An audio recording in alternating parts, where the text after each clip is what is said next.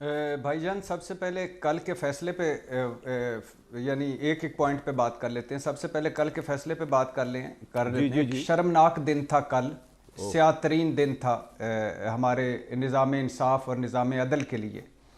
यानी मुद्दई मुकदमे से पीछे हट गया, हवाओं का रुख बदल गया, लाडला बदल गया है, निज़ाम इंसाफ का मयार बदल गया, लेकिन मुद्दई पीछे हट गया था। मुद्दई कौन था? नैब। मुद्दई कौन थी? हुकूमत। जिस तरह टीटी स्कैंडल की बरियत के खिलाफ मुद्दई अपील में नहीं गया, जिस तरह मरियम नवाज, कैप्टन सफदर के एवन फील्ड बरियत के खिलाफ कोई अपील नहीं हुई, जिस तरह फ्लैगशिप बरियत के खिलाफ अपील वापस ले ली, इसी तरह एवन फील्ड से केस से नैब ने सरेंडर किया और वापस ले लिया। जब मुद्दई नहीं रहेगा तो केस कैसे क्या होगा? मैंने ये जान छोड़ दीजिए हमारी अदालतें 5 साल बाद, 4 साल बाद, निज़ाम इंसाफ। मैं सिर्फ ये पूछना चाहता हूँ, 3 सवाल हैं कि पहली बात तो ये है कि ये वो 4 फ्लैट्स थे जो जिनके बारे में हाउस ऑफ शरीफ और मुस्लिम लीग नून के अजीब व गरीब मज़का खेज़ कार्टूनिक फिल्म चलाई। मुस्लिम लीग नून ने हमें बताया कि 1993 से 95 के दौरान ये बैंक से कर्जा लेकर लिया। हुसैन नवाज ने बताया 2005 में जद्दा की फैक्ट्री बेच के लिए। कतरी खत मियाँ शरीफ की इन्वेस्टमेंट थी जिस पे ये मिले। मरियम नवाज, हसन नवाज ने कहा कि हमारे तो कोई जायदाद ही नहीं है बाहर। फ्लैट्स किराए के कोई सबूत नहीं, फ्लैट्स इनके कोई सबूत नहीं, फ्लैट्स कतरियों के कोई सबूत नहीं। सुप्रीम कोर्ट, जेआईटी, एहतसाब अदालतें सबूत मांग मांग के थक गई और सुप्रीम कोर्ट के जजेस ने कहा पैसा लंदन ऊंटों पर भिजवाया था, फैसलाबाद के ताजरों की तरह कच्ची चिट्टों पर पैसे भिजवाए थे। और फिर उसके जवाब में क्या आया?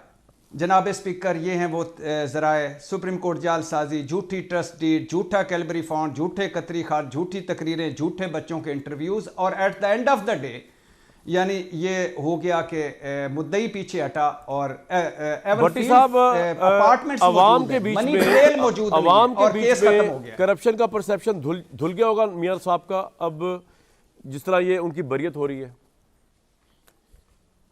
बिल्कुल भी नहीं धुला, बिल्कुल भी नहीं धुला, बल्कि ज़्यादा हो गया। जिस तरह इसाक डार साहब लंदन में होते हैं और उनको यहाँ रिलीफ मिल जाता है, सलमान शहबाज लंदन में होते हैं, ठीक है, पॉइंट आ गया जी मिल आपका। जाता है। ये तारिक फैज तैयारे में साहब, होते भट्टी हैं साहब मानने को तैयार और नहीं हो रहे, कह रहे कल शर्मनाक उनको दिन रिलीफ था मिल जाता पाकिस्तान है के साहब इंसाफ अदालत के से, निज़ाम हाई का, कोर्ट से। और परसेप्शन भी धुलेगा नहीं नवाज शरीफ साहब पे से करप्शन का, ख्वाह जितनी बरियत हो जाए फैसलों में, क्योंकि सवालों के जवाब आपके पास नहीं है बकौल इनके।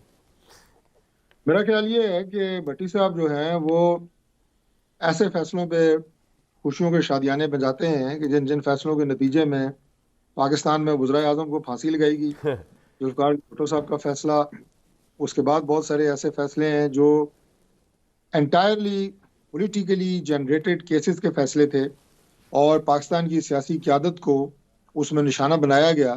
तो जिस एजेंडे पे मेरे भाई इरशाद भट्टी साहब लगे हुए हैं, ये एजेंडा तो मेरे इल्म में नहीं है, लेकिन ये उस तरह के जो मुतनाज़ा और उस तरह के फैसले हैं जो हमेशा तारीख में एक स्याह बाब की हैसियत से लिखे जाएंगे और लिखे गए हैं, उनकी सपोर्ट कर रहे हैं। मियां मोहम्मद नवाज शरीफ साहब का जो केस है, अगर उसमें कोई जान होती, अगर मियां साहब के केस में कोई हकायक होते, तो मियां नवाज शरीफ साहब को सिर्फ एक नुक्ता, इन्होंने 3 सवाल किए हैं, मेरा सवाल भी एक सुन लें कि मियां साहब को फिर पानामा पे डिस्क्वालीफाई किया जाता। मियां नवाज शरीफ साहब को डिस्क्वालीफाई करने के लिए ब्लैक लॉ डिक्शनरी और अकामा का सहारा ना लेना पड़ता, जिसका मतलब ये है कि आपके पासपोर्ट पे दुबई का रेजिडेंट वीजा। तारिक साहब एक बात बताएं, ऐसा क्या हुआ, आप लोगों ने आखिर ऐसा क्या किया, कभी एनालिसिस किया ताकि आइंदा ये आप ना करें? ऐसा आखिर क्या हुआ कि अगर आपकी बात सही मान ली जाए, उस जमाने की सुप्रीम कोर्ट, उस जमाने की नैब, उस जमाने की जेआईटी, उस जमाने की एफआईए, ये सब इनका दिमाग तो खराब नहीं हुआ था ना कि यार रात को इनको ख्वाब आया था कि नवाज शरीफ साहब को आज उतारना है प्राइम मिनिस्टरशिप से? ना ये कोई इतना आसान डिसीजन है कि एक चीफ जस्टिस सुप्रीम कोर्ट का या सुप्रीम कोर्ट के जजेस जो है उस जमाने के वो कमाल भाई जी आपको मेरी आवाज आ रही है तारिक भाई? सवाल मैं पुट करने लगा आ रही है, बस छोटा सा मैं मुकम्मल कर लूं। अच्छा कर लें। तो मैंने कहा अगर ये वाकया मियां नवाज शरीफ साहब को जो डिस्क्वालीफाई किया गया अकामा की बुनियाद पे ऊपर, ये अगर फैसला इंडियन सुप्रीम कोर्ट ने दिया होता तो हमारा मुल्क हंस हंस के पागल हो जाता कि ये किस किस्म की अदालत है कि एक मुंतखब वज़ीर आज़म को अकामा की बुनियाद पे अपनी कुर्सी से हटा दिया गया है। ये सारे मज़ाक़ाकेज़ फैसले हुए हैं। और नवाज शरीफ को मैं आपको ये बात बता दूं कि आज कोई फायदा या रिलीफ नहीं मिल रहा, इंसाफ मिल रहा है। ठीक है सर, अब मेरा सवाल, आपको मेरी आवाज आ रही है तारिक भाई, आपको मेरी आवाज आ रही है? अच्छा, अब सवाल मेरा सर ये है कि ताकि जरा एनालिसिस किया जाए कि आइंदा इस तरह की गलतियां ना हो, आइंदा इस तरह को इलेक्टेड प्राइम मिनिस्टर को उतारा ना जाए बिला वजह गलत केसेस में। मुझे आप अपना एनालिसिस बताएं कि हुआ क्या कि 2017 में अगर आपकी सारी बातें सही मान ली जाए तो फिर ये केस भी झूठा, ये फैसला भी झूठा, सब कुछ झूठ पे था। तो सुप्रीम कोर्ट के जजेस आपके खिलाफ क्यों हो गए हुए थे? FIA आपके खिलाफ क्यों हुई हुई थी? GIT आपके खिलाफ क्यों बनी? और नैब आपके खिलाफ क्यों हुआ हुआ था? इसके मुतालिक जरा लोगों को गाइड करें फिर। देखिए मियां मोहम्मद नवाज शरीफ साहब के खिलाफ ये जो सारा एक आप ये कहें कि फसाद खड़ा किया गया, और 2014 से ये सिलसिला शुरू हुआ, और उसके बाद 2017 मियां नवाज शरीफ साहब जो हैं वो अपने मनसब से हटा दिए गए। पहले एक जरा ये देख लें, पहले एक जुमा मुझे कहने दें कि ये तकरीबन 10 साल बनते हैं, 2024 आ गया, 10 साल में मुल्क कहाँ गया, मुल्क को कितना नुकसान उठाना पड़ा, इदारे कितने तबाह हुए, पाकिस्तान नवाज शरीफ के दौर में क्या था और आज क्या है। अब सर मेरे सवाल का जवाब प्लीज, होना चाहिए। ये बात आपकी आ गई, अब मेरे सवाल का जवाब कि क्या हुआ, क्यों सुप्रीम कोर्ट आपके खिलाफ इतनी बायस्ड हो गई बकौल आपके?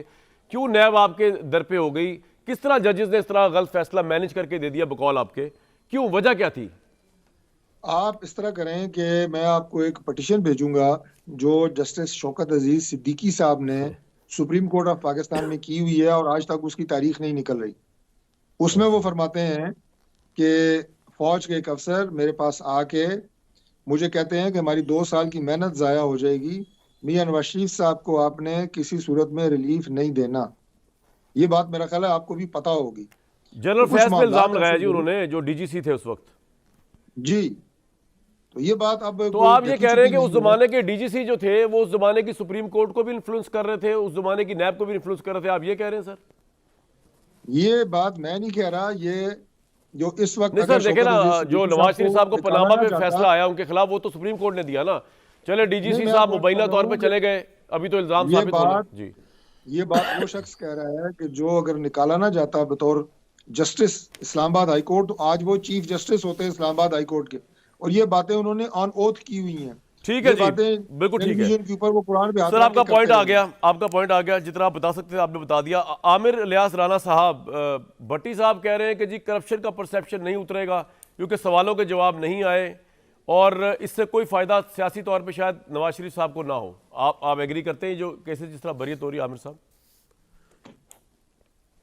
आपने अच्छा किया कि सिर्फ भट्टी साहब का नाम लिया, क्योंकि तारिक फजल चौधरी साहब ने अपना जवाब दिए आपके सवालात पे, और भट्टी साहब के लिए वाकई ये शर्मनाक दिन था कल, और बहुत ही सियातरीन दिन था, क्योंकि जिन लोगों ने 4,500 प्रोग्राम किए उन्हें डूब मरना चाहिए। जो झूठ बोलते रहे, जिनके हाथों में पेपर दिए जाते थे कि ये जाके बोलना है और इसके अलावा नहीं बोलना है, वो रजिस्टर लेके आते थे चैनलों के ऊपर, उन्हें आज डूब मरना चाहिए। वो कहते हैं मुद्दई भाग गया, मुद्दई था कौन? सुप्रीम कोर्ट थी। नैब के डिप्टी चेयरमैन को, और ये मैं बात आज से नहीं 4 साल से कह रहा हूँ, इम्तियाज़ ताजवर को लाहौर निगरान ने बुलाया और कहा कि अपने चेयरमैन चौधरी कमर जमान से जाके कह दो, अगर हमारे JIT के पेपर्स पे कोई चीज़ खोली, फीता खोला, तो तौहीन अदालत में अंदर कर देंगे, और अपना टाइम पूरा करो और फॉरवर्डिंग लेटर लगा दो। नैब कहाँ से मुद्दई हो गया?